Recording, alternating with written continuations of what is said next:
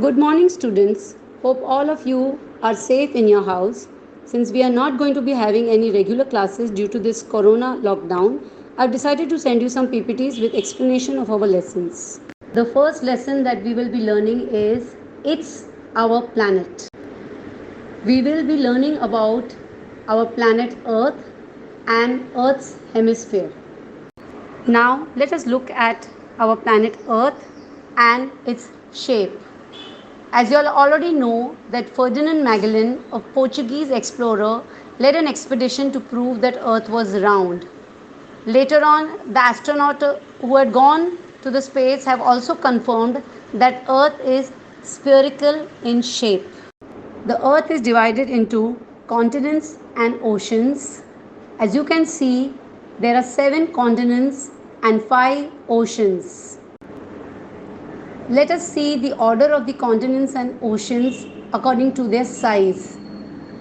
The 7 continents from largest to smallest are Asia, Africa, North America, South America, Antarctica, Europe and Australia. And the 5 oceans in the order of size: the Pacific Ocean, the Atlantic Ocean, the Indian Ocean, the Southern Ocean and the Arctic Ocean. If you look at the letters of the ocean, PAISA, try to remember it as PESA. What are maps and globes? Maps are drawings of a part or a whole of the Earth's surface on a flat surface, whereas globe is an exact model of the Earth. The different types of maps are political maps, which depict the political boundaries of countries, states and districts; physical maps, which depict the landforms and water bodies like mountains, plains, plateaus, valleys, rivers, seas and oceans. Apart from this, we have some special thematic maps which depict the population of a country, climate, vegetation, natural resources and roads. Directions are very important to study maps. There are 4 main directions on the map: north, south, east and west. Apart from that, we have 4 sub-directions: northeast, southeast, southwest, northwest. Look at the map carefully. You can see a small ruler-like symbol on the map. It is called a scale. It is not possible to show actual distances between places on maps. Therefore, they are represented by a smaller unit on a map. So, a scale is the ratio between the distance on the map and the real distance on the ground. Now, let us go to lesson 2, the Earth's hemisphere. The imaginary horizontal lines on the surface of the Earth are known as latitudes. As you can see, they don't meet at a point or cross each other. Hence, we also call them parallels of latitude. Each line is a complete circle. Near the center of the Earth, the circle are the biggest. As we go towards the top or the bottom, the circle gets smaller. The 0-degree latitude, known as the equator, cuts the Earth into 2 parts known as the northern and the southern hemisphere. We have 90 lines of latitude towards the north and 90 lines towards the south.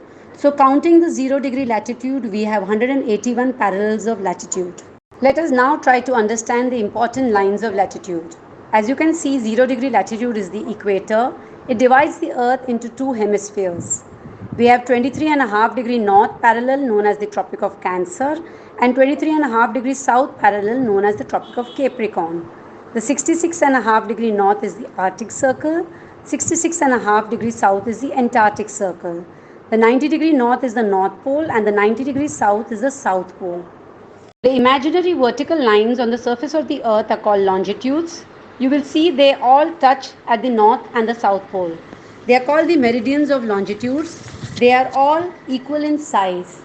Prime meridian at 0 degrees is the most important longitude. We have 180 lines of longitudes towards the east and 180 lines towards the west.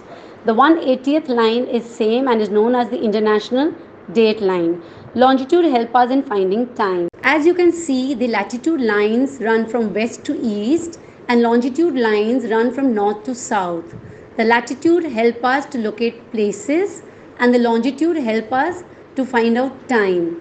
International dateline is a zigzag imaginary line. The reason for this is that if this line would be straight, it might cut through the islands that would be in the Pacific Ocean. and that island could have 2 different days on it. So to avoid that, this line is a zigzag line. When we draw latitudes and longitudes together, we get a grid. This helps us to locate places on the earth. Indian Standard Time represents the time observed throughout India. It is based at longitude 82.5 degrees at Mirzapur near Allahabad. Now let us try to understand how we can calculate time. You know that we have got 360 longitudes and a day is of 24 hours. So therefore every longitude is equal to 4 minutes or every 15 degree is equal to 1 hour.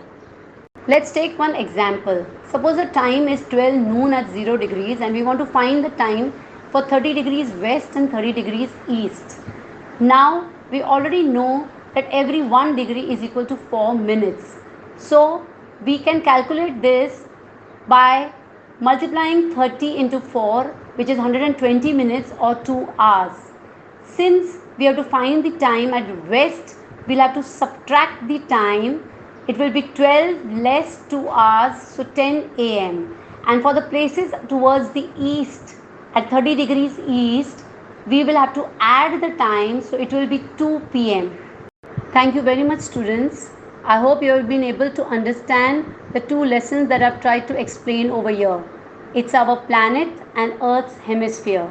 Very shortly after this, I'll be sending you the worksheets for which you will be doing all the work in one single notebook.